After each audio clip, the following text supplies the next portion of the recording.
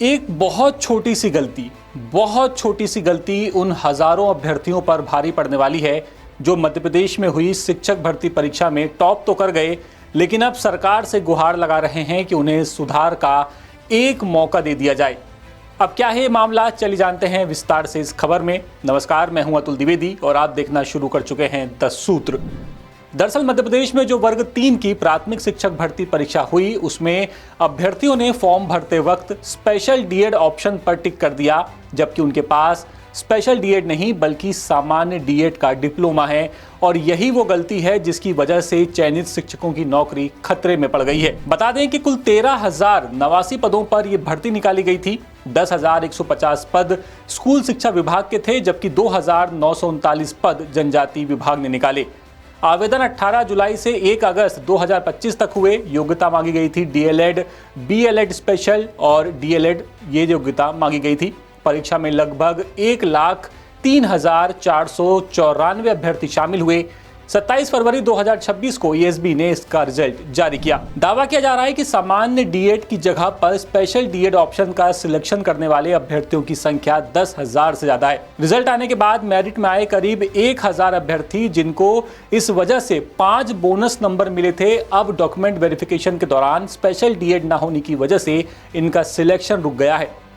अब आपको डीएड और स्पेशल डीएड में अंतर क्या होता है ये बताते हैं। डीएड से सामान्य बच्चों को पढ़ाने का प्रशिक्षण दिया जाता है, जबकि स्पेशल डीएड दिव्यांग बच्चों की शिक्षा के लिए विशेष प्रशिक्षण होता है। इस भर्ती में दिव्यांग बच्चों को पढ़ाने के लिए विशेष शिक्षकों की व्यवस्था भी की गई थी। परीक्षा के नोटिफिकेशन के कॉलम 7.7 में आरसीआई स्पेशल एजुकेशन से जुड़ी हुई जानकारी दी गई थी।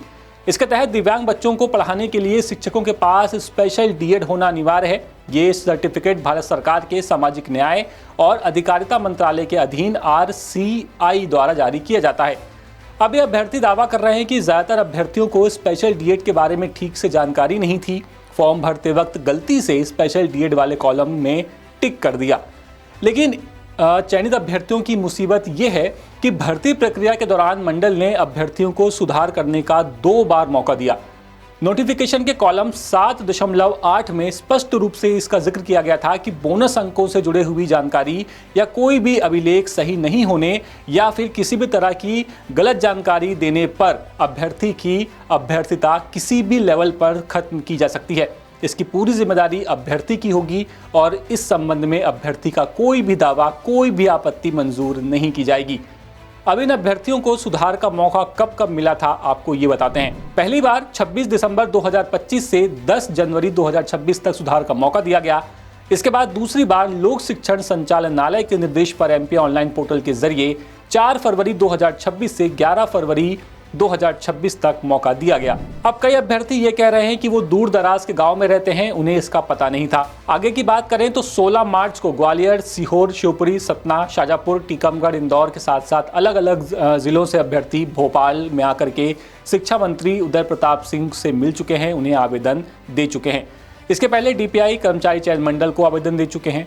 इन छात्रों को दोबारा फॉर्म में करेक्शन करने का मौका मिलेगा या नहीं, इस पर शिक्षण संचालनालय और चयन मंडल की कोई आधिकारिक प्रतिक्रिया फिलहाल तक तो नहीं आई है। और लोक शिक्षण संचालनालय के द्वारा जो नोटिफिकेशन जारी किया गया था, उसके मुताबिक रिजल्ट जारी होने के बाद सुधार चयन मंडल के अधिकार क्षेत्र में है। कर्मचारी चयन मंडल दूसरी बार मौका देने के साथ ही नोटिफिकेशन में साफ कर चुका है कि इसके बाद दावा स्वीकार नहीं होगा और अब इन अभ्यर्थियों को सरकार से ही आस है। यानी देखिए, एक छोटी सी गलती फॉर्म भरते वक्त में, जो एक जरा सी गलती एक कॉलम पे टिक कर दिया था, वो गलती अब इन सिलेक्ट अभ्यर्थियों को कितनी भारी पड़ रही है। और ये भी वो अभ्यर्थी हैं जो मेरिट में आए हैं।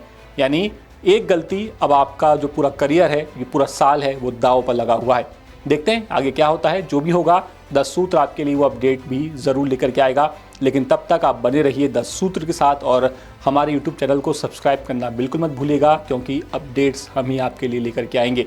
फिलहाल इस खबर में इतना ही। नमस्कार। लेटेस्ट,